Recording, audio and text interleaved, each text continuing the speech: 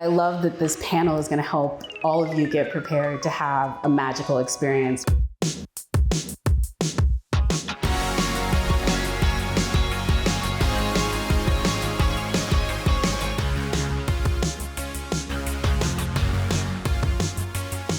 It's okay to forego a movie if you know that you need to write. I wanted to help tell their story and why they did this. This person is a human and they're doing something pretty dope. So let's talk about it. To be a good writer, you have to know what you care about. And I just think that the only way to do that is to experience more, read more, watch more. What happens if the film doesn't work for you? And you have to be honest about that. As a critic, you want to stay true to your word. Getting people to watch the art that I like, I feel like it's a job I've been doing since I was a teenager. I love doing that.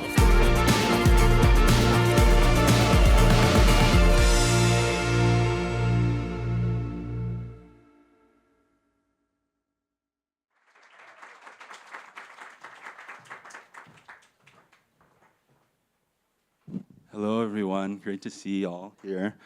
Welcome to this space. Hope y'all's lungs have adjusted well to everything. I feel like I'm from the Midwest, from Chicago, so anytime there's elevation, I'm just kind of like, this is not what I'm used to or ready for. We're here for amplifying new narratives, how press, studios, and talent elevate the industry.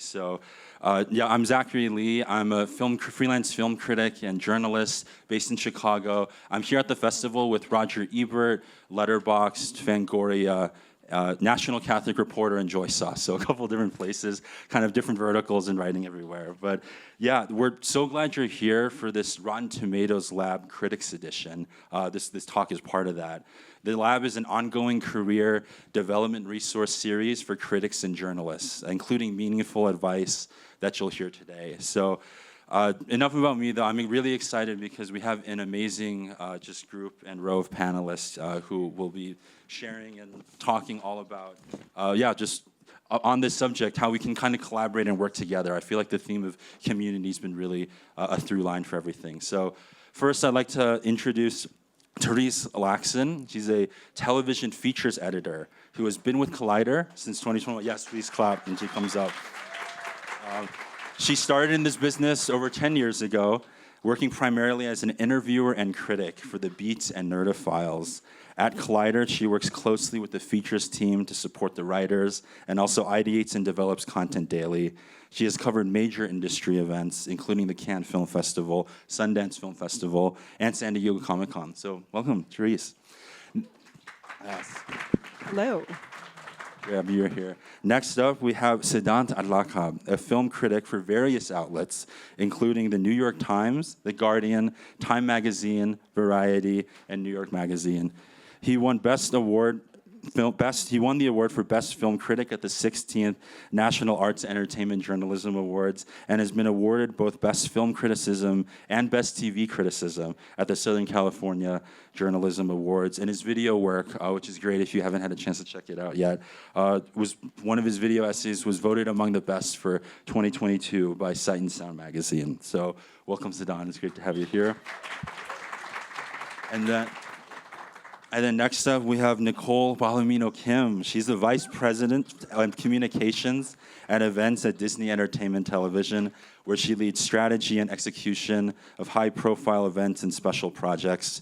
Previously, Nicole led publicity and campaigns for critically acclaimed and award-winning series. So many, Peabody Award-winning remake of The Wonder Years, final seasons of Blackish, and its numerous spin-offs as well. She was born in Manila and grew up between Los Angeles and the Philippines and graduated from the University of San Diego with a bachelor's degree in communications in the Spanish language. Welcome, Nicole.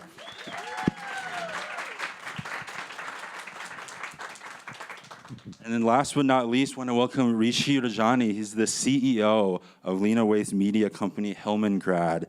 He produced the Sundance Award-winning films, The 40-Year-Old Version, personal favorite of mine, 1001, and Kokomo City, and executive produced the series The Chai, 20s, and Boomerang. His latest projects include Disney Plus's Chang Can Dunk and being Mary Tyler Moore for HBO, which were both Emmy nominated. Rajani has been instrumental in securing partnership deals for Hillman Grad with companies such as Warner Bros. Television Group as well. And he originated the company's Rising Voices Director Fellowship with Indeed as well. So welcome.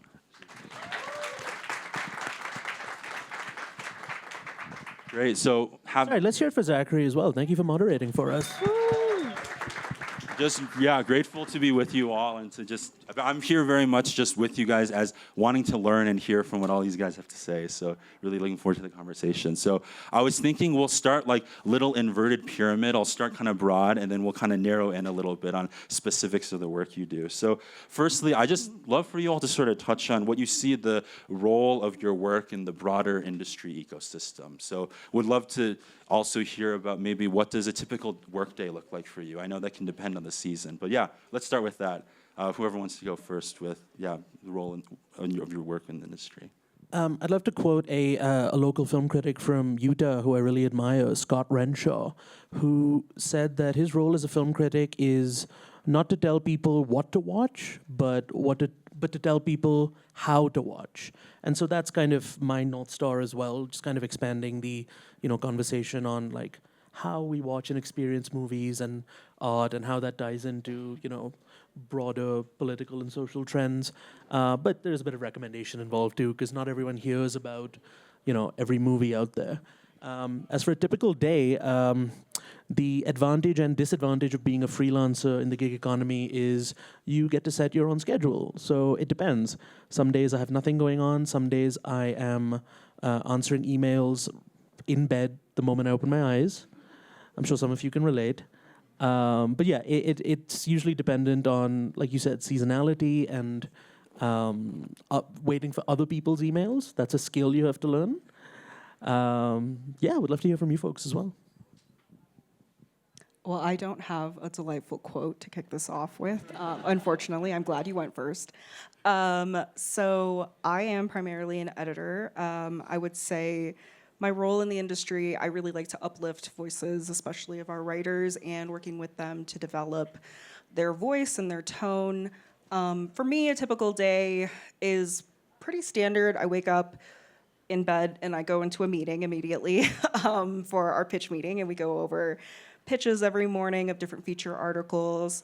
Then it gets into work to editing things and answering emails and making sure everybody, kind of wrangling cats. If anybody is a writer here, I've wrangled many of you. But yeah, it's like the same job, but also it's always different because every writer is different. So yeah, I enjoy it. All right. It is so difficult to define the role of being a producer. I think I get asked the question all the time. And the truth is it's everything. It's project management. It's like making sure a film is delivered on budget, on time, on schedule. It is also being like emotional punching bag, like hand to hold, like notes giver, basketball rebounder, like basically anything that the creative team that I'm working with needs in the moment. And that differs from artist to artist, creative to creative. And I think that's one of the joys of my job is I get to work with people who I think are so talented and who I'm fans of, and get to help them bring their next project into reality. And basically doing whatever I can, whether that is making sure the script is in great shape or finding the money and finding the financing or bringing it to the Sundance Film Festival and helping it find distribution. All of those elements are part of my job. My day-to-day super varies based on whether I'm on set or I'm in the office. I also run the company Hillman Grad, which is the company that I have with the amazing creative Lena Waithe. And we have a full team of people, and so I can be doing everything from doing a one-on-one with one of our junior executives or like being on set, like wondering why I decided to join this movie in the first place. So, it's a lot. I have a quote, actually. One of our leaders often says that our role is to be the best storytellers for our storytellers by the time it gets to the marketing and publicity campaign, and that's really our function. So it's really just about, discovering these amazing stories that we have the opportunity to share with the rest of the world and amplifying those and breaking through, this really dense and competitive landscape and just, making sure it's amplified to the right press, influencers, communities. So that's, our function. And on day to day, I think it's similar to all these guys. There's no such thing. There's sometimes like 36 hours where you're like running a marathon, and then sometimes like 8-hour days where you're just like sitting at your desk all day and your Oura Ring's like, get up, girl, let's stand up. But that's, it varies. For sure. No, I feel like it was just great to get a sense, I think, in the room of what's the, a day can look very different. And I'm sure, like being here at the festival, it's also like kind of the demands and the responsibilities and obligations also shift.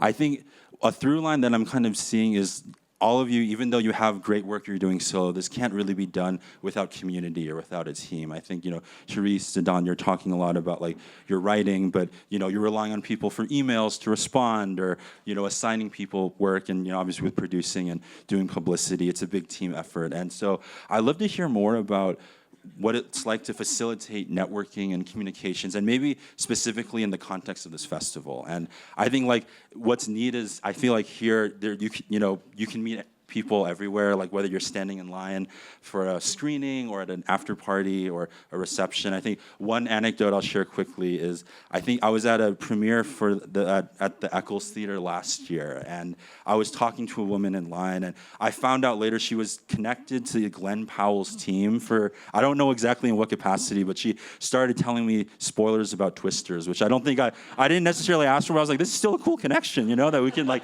talk, but you never know what you're gonna get, you're talking with people in line. So would love to just hear, what's it like facilitating those connections, maybe specifically at a festival, but in other areas of your work too. So Well, this is probably not the answer you wanted, but I know everybody talks about Sundance as a networking opportunity. I find that to be kind of empty sometimes if you're just talking to somebody trying to get something.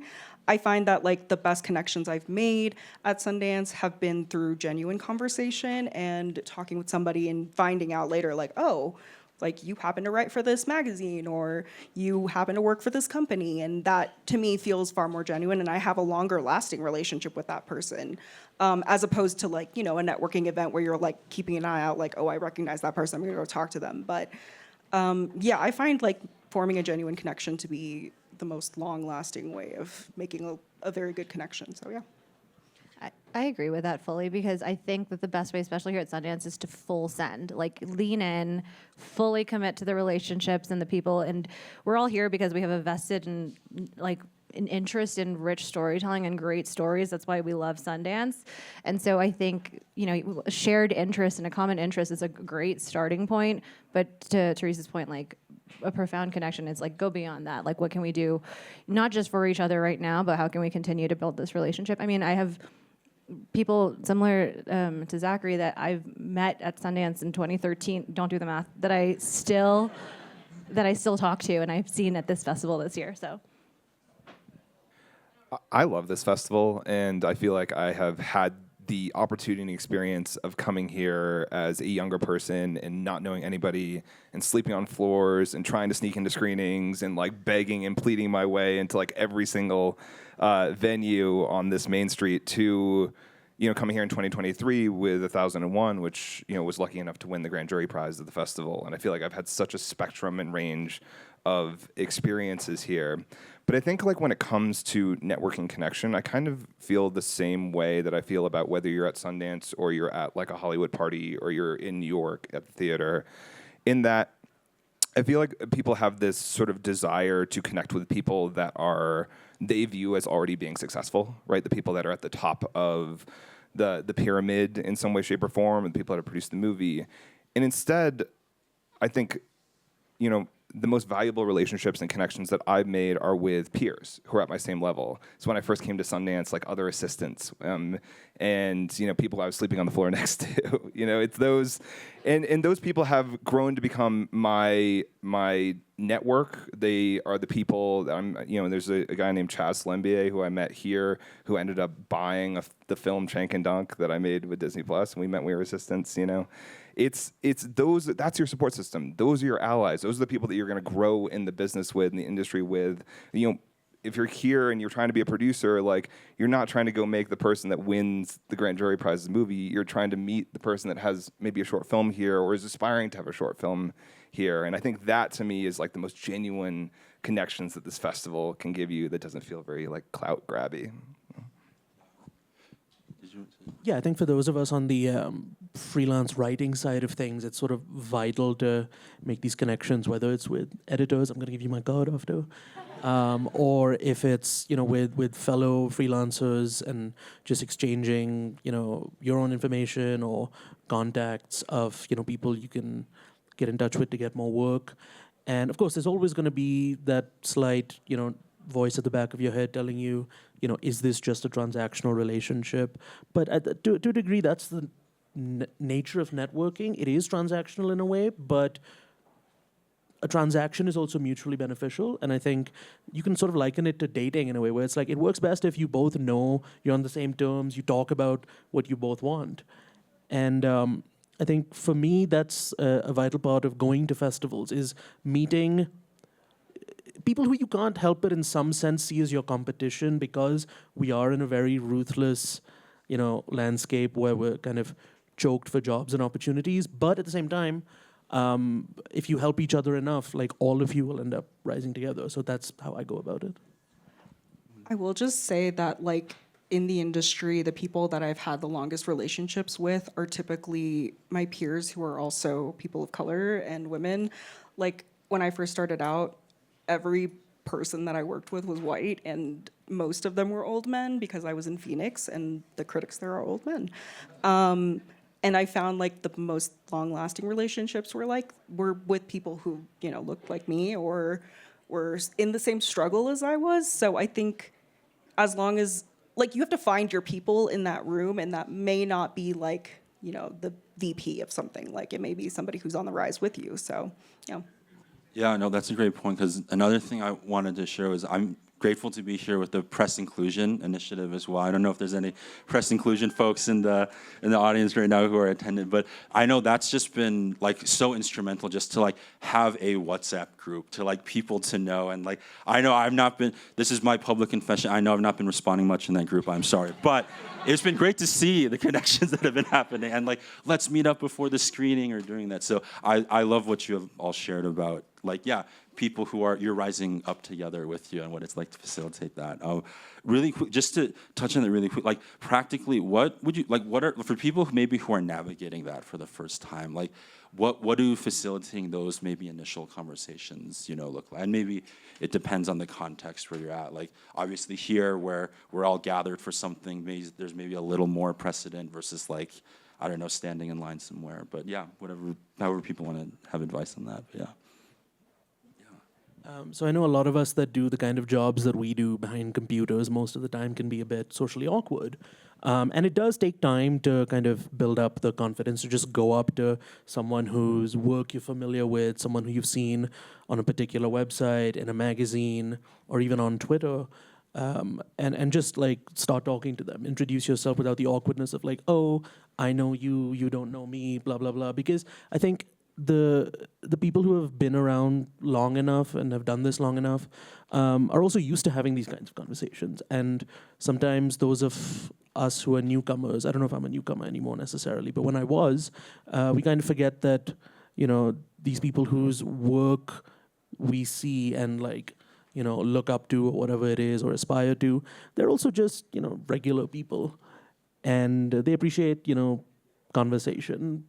And I think that's been my way of going about it, just trying to be as casual about it as possible, which I know is easier said than done, but that's what's helped me. I actually have something to say to that effect. If you're at a party, I find talking about the food and the drink as an icebreaker is very, very helpful. I've used that, like, probably every single time I'm at a party. So you get, like, just be like, oh, this is good, right? And then, get into it. Yeah. Also, you're at Sundance. Talk about the movies. Have opinions, have a point of view, go see things, and then that's going to give you everything to talk about with kind of random people. So. But be careful that person doesn't work on the project of the show. But, like, if you hate the movie, maybe don't. maybe check. That was going to be my advice. I'm like, just be aware of who, word travels far. So be mindful of maybe the space that you're in. But yeah, Nicole, I'm thinking about like the publicity side of all of this too. And, just thinking, journalists in the room, journalists in the panel too, of like what it's like to, connecting with publicists, what facilitating that relationship is like. I'm thinking about like, part of the Press Inclusion Initiative, also as a journalist, like that relationship maybe between publicists and journalists and talent, studio, it can all get kind of jumbled together. And like, what are the rules of engagement in a way? So on your end, as you're kind of thinking through some of that work and projects, we'd love to hear. And, Siddhant, Therese, as on the other side of that, we'd love to hear too.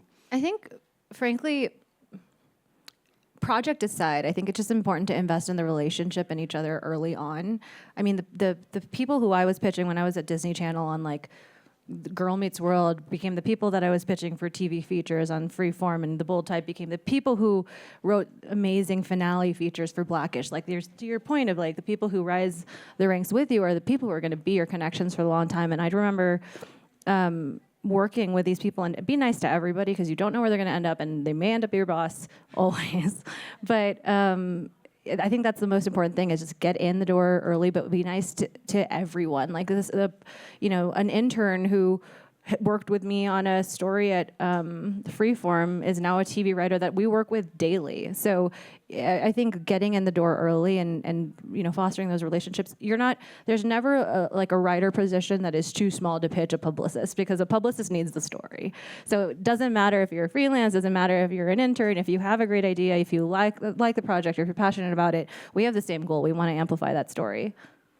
That's great. No, thank you. I feel like you said, maintaining those relationships, being aware of the people who are, in a space. And they'll show up later too if you're kind of staying in the same place.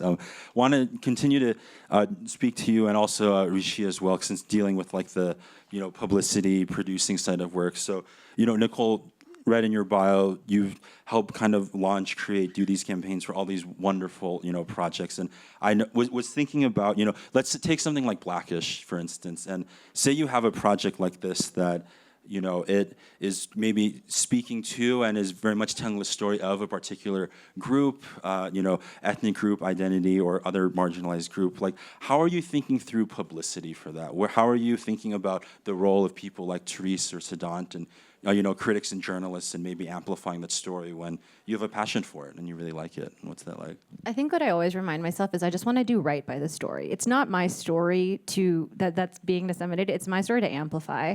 And I think what we have the opportunity to do, especially with writers and critics, is to tell the story beyond what they just see at face value, and we have the opportunity to build a deeper affinity, so that it's like opening the doors to tell below the line stories of like Michelle Cole, for example, who was nominated for every season of Blackish as costume designer. She works on almost all of the best Black-led shows in Hollywood, and we got to tell her story over and over again, and we got to feature her in an entire FYC campaign. Like, it's about finding a little bit deeper and digging a little bit deeper. But I think the biggest thing is always just wanting to make sure to get it right. Like, you don't want to do anything that's performative. You don't want to be like, hey, Asian writer, here's this Asian show. Like, that's like not the thing to do. That's right. Yeah. But I've worked on really incredible shows that have always had a sense of community behind it, and I've always felt like, if I'm watching the show and if I want to be a fan of the show, where am I going to see it? Where am I going to personally hear about it? And so it's always kind of just finding those grassroots approaches. Yeah, no, that's great. I want to toss that question to you, Rishi, in many ways, because, want to keep shouting out 40-year-old version just because I love the project so much. But how are you thinking about the role of critics and journalists in that too, and relationship there? Yeah, I mean, we at Hillman Grad, and even with 40-year-old versions being a great example of it, critics and journalists have been the reason that those movies made it to audiences. 40-year-old version came to the festival with no distribution in place. We were with a new financier. We'd scrapped that film together for $2 in New York, and just were trying everything in our power to make this thing happen. It's a project that had been passed on for 7 years in a row. And we brought it to the festival, and I'll never forget the premiere of that, and how wonderfully receptive the audiences are. But of course, that's one theater in Park City during Sundance. And if we didn't have critics and journalists who were able to amplify that and talk about the response in the room, talk about how impactful it was to them personally to blast out the story, we probably wouldn't have had like the amazing, multiple offers of distribution for the film. We wouldn't have had the ongoing campaign and support that we had. People wouldn't have known about it. And so I feel very grateful for the kind of ecosystem that exists, especially now that there are much more critics from a lot of diverse backgrounds. I think the challenge that I see still with both publicity campaigns, studio campaigns, and especially for the kind of work that I do, which is generally people of color driven, is I think there's this tendency to say, this film with a black cast is for black audiences, or this film with an Asian cast is for Asian audiences. And that's just a thing I want to see shifted as we talk about campaigns and as we talk about sort of the way that we actually articulate about the film and why people should see it. I know it's a battle that still needs to be fought, and but I think we're moving there. I mean, like, the truth is we've all been watching a lot of movies about white people doing everything for a very long time, regardless of what our background is. And I want to see that same kind of respect given to movies starring and by people of color as well. Totally. Yeah. Oh, yeah. You want One thing I'd like to add, too, especially about the critics and to your point about finding an audience, I've worked on series that, have gotten a certified fresh on Rotten Tomatoes. There's your plug. And, had great critic review, but didn't find its audience. And then that same show won a Peabody, and then it found its audience. So I think, like, as much as it is a very congested space, like, people are still listening, the audience is still resonating with the advice and the recommendations that you and your writers have. So I think that's an important part, is, like, to your point, we have the opportunity to, like, really galvanize the community further. If we can't get it through that first blush of, like, just the first instinct of, like, this is a A-list star-studded show, like, it's about telling those deeper stories and getting more people invested. Definitely. Yeah, I love what I'm kind of hearing from both of you is, like, there's a posture of invitation that you're both taking with your projects. Like what you were saying, Rishi, like, yes, this is a black story, we want black audiences to maybe see this, but the scope of this can be expanded beyond. We want to invite people in. And I feel like taking that kind of tone and posture probably does, it makes people more excited, maybe curious about wanting to kind of get into projects too. Yeah, it's like, this is a great film that happens to star people from this background versus this is an Asian movie or this is a black movie. I think it's just the rhetoric changed. Totally, yeah. I'm thinking now, throwing it back to maybe the critics and writers side of things. As a freelancer, I was just talking with a friend and colleague yesterday just about the freelance grind. I feel like already it's January, but I'm like, I got to start thinking about March stories, like what I should be doing. And I'm like, this can be tough, to, like, always be thinking about it. And there's so many projects, like, even here at Sundance, I'm sure it's hard to, want to try to catch everything, but it's difficult. So, Therese and Siddhant, like, how are you practicing discernment of what it looks like, of what you want to cover, or, just thinking through with your limited time, how you're kind of spending that on this theme of amplifying stories too and work, if whoever wants to go.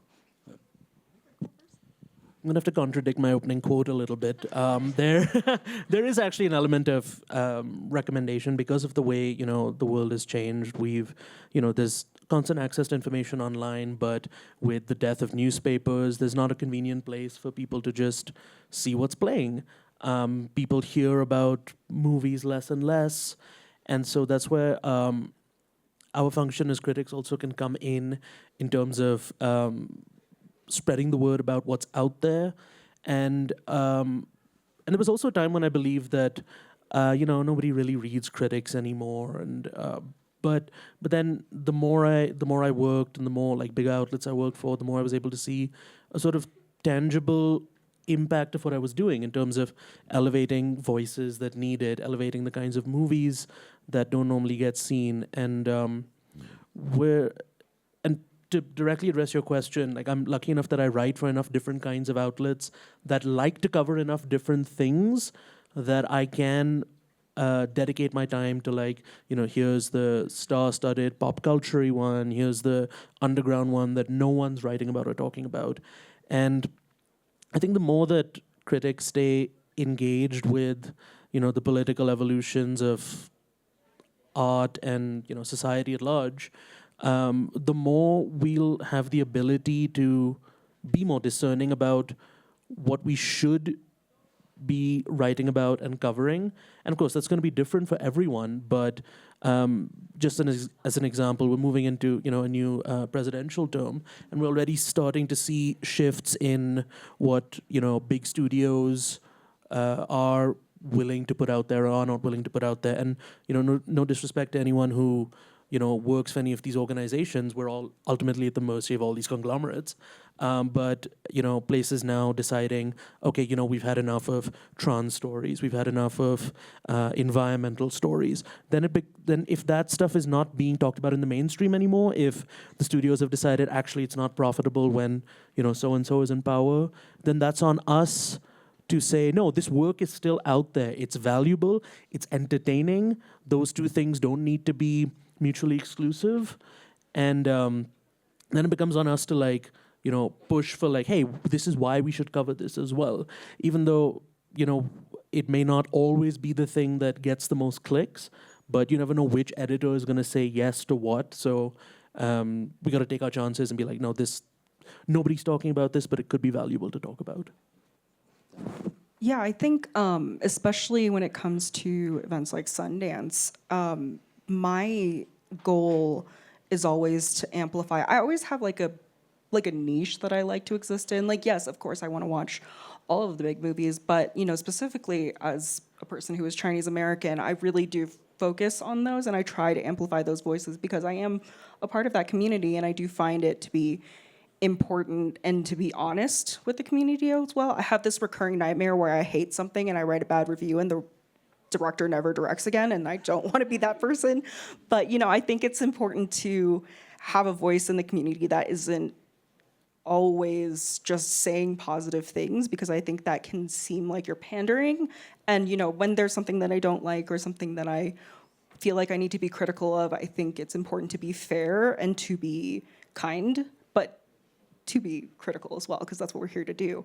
But yeah, to your point, I think especially at these events with independent films, it's really important when you find something that you like, it's important to, there's a way to pitch it to your editor where you're like, this could be the next big thing. You don't understand. Maybe the film isn't perfect, but maybe a performance is really good, or the director has a great vision. I think you have to highlight those things. That's kind of why we're all here, right? So we're not, no disrespect to Disney or Marvel, but these are not Marvel movies. They're not getting the type of publicity that that those types of movies are getting, so they deserve our attention.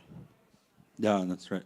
I just really appreciate that you said that, because I think as filmmakers too, we don't want a DEI handout on our critics review. We want to be, given again that same level of respect, that same level of criticism, that same level of thought and intensity when it comes, and we want something to be great in that way too. So I love that that's kind of the lens that you're looking at even too when it comes to supporting our communities.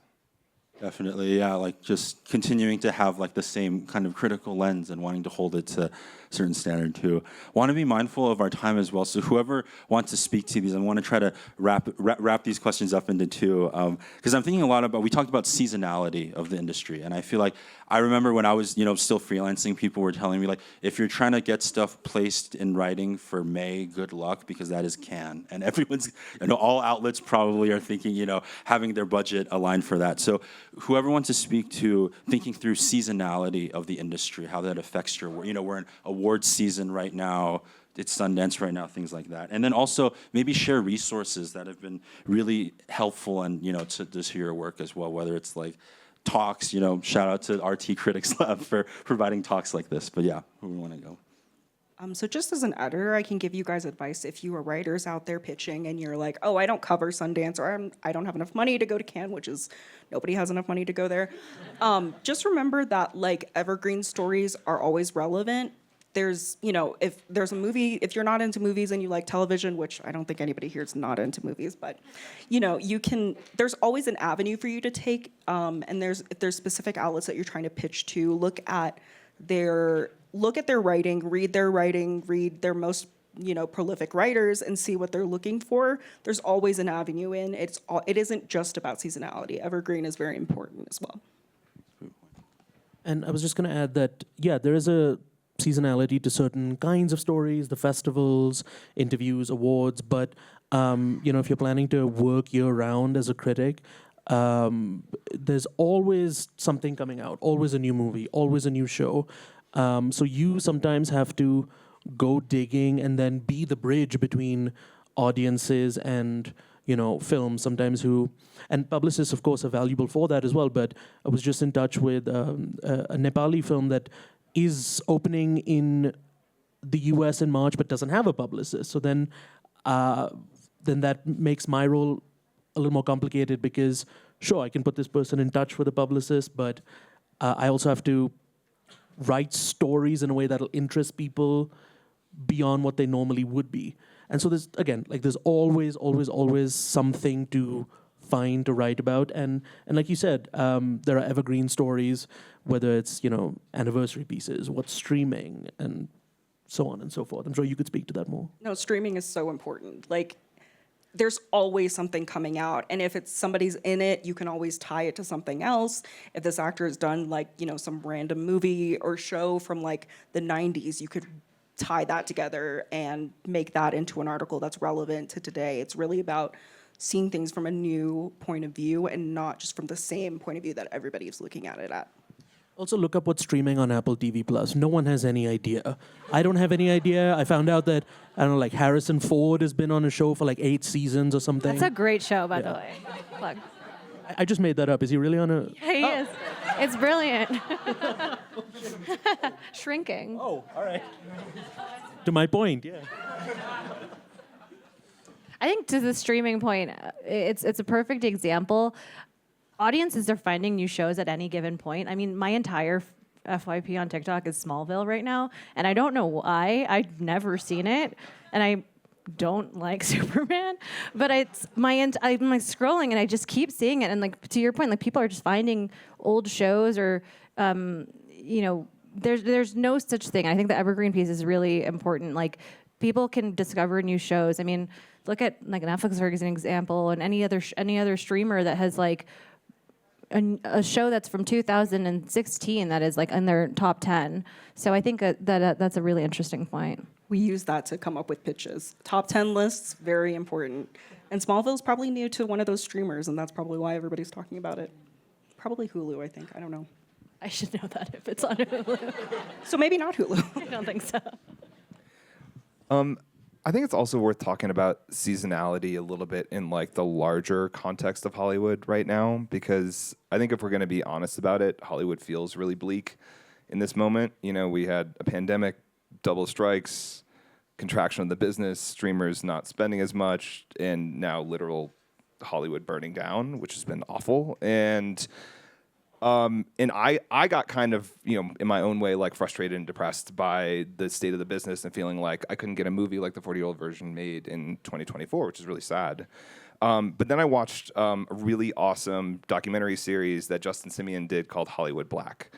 And what I learned from that series in a way that made me feel a little bit better about the state of our business in the industry is that it's just how seasonal and how cyclical everything is in our business. And what that series, kind of reminded us is that Hollywood gets very excited about people of color and innovative ideas, and then we get to a point where, some of those areas are very explored, people start making less money, the business people get more involved, and people pull back.